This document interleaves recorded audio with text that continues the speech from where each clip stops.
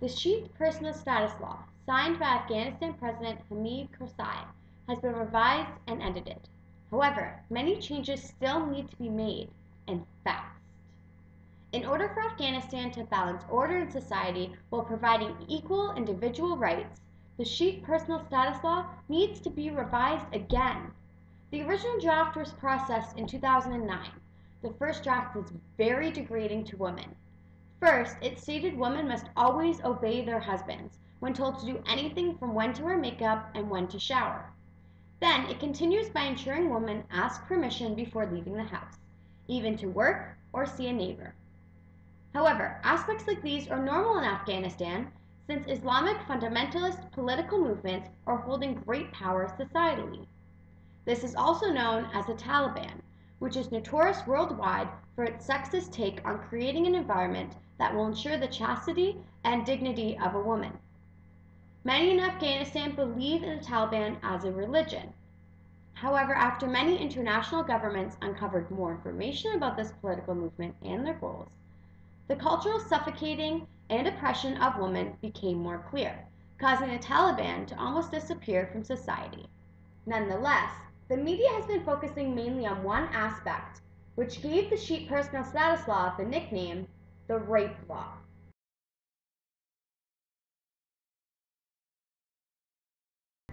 The original draft of this law stated the youngest age for a woman to marry was just 9 years old. Then it continued by saying wives were never allowed to refuse their husband's sexual demands. Traditionally, a younger female would marry an older man, and this law's first draft forces a 9-year-old to have sex with her husband of any age. It provides her with very little freedom of association and attempts to forbid her from ever saying no to intercourse. This was revised and currently states the youngest legal age for female is 16 and for a male 18.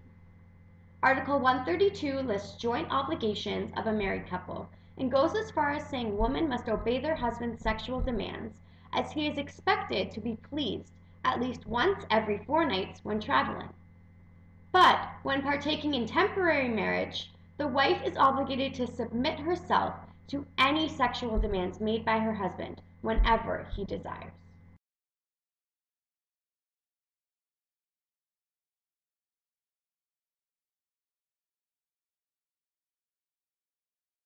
The United Nations Development Fund for Women wrote a report saying this article legalizes the rape of a wife by her husband, which sparked uproar across social media as well as between international governments.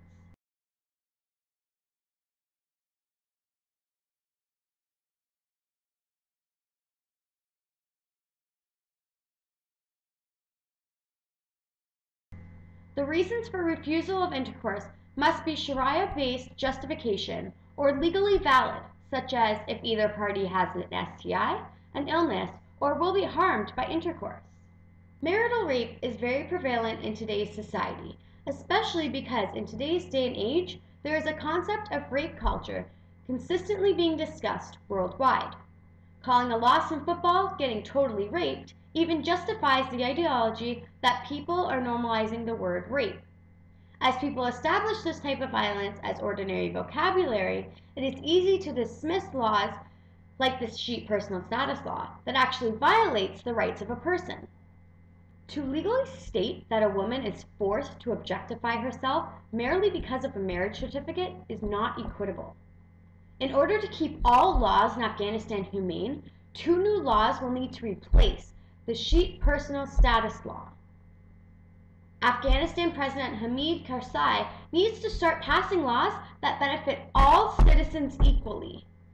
First, aspects of the Canadian Charter of Rights and Freedoms need to become law in Afghanistan, such as the fundamental freedoms, legal rights, and equality rights. This would guarantee many things for citizens, such as freedom of association, the right not to be subjected to any cruel treatment, and protection of discrimination. Also, Canadian Bill 127, the Human Rights Code Amendment Act, needs to be passed in Afghanistan as well. Canadian Bill 127 will protect those facing any sort of sexual assault, including sexual assault against a spouse and aggravated sexual assault if the crime included a beating. In Canadian Criminal Code, rape was replaced with sexual assault, to stress the violent nature of the act.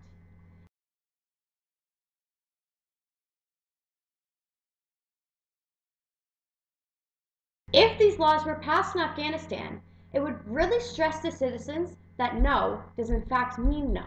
And if you encourage a person to remove no from their vocabulary, you are teaching others that it is okay to assume no means yes.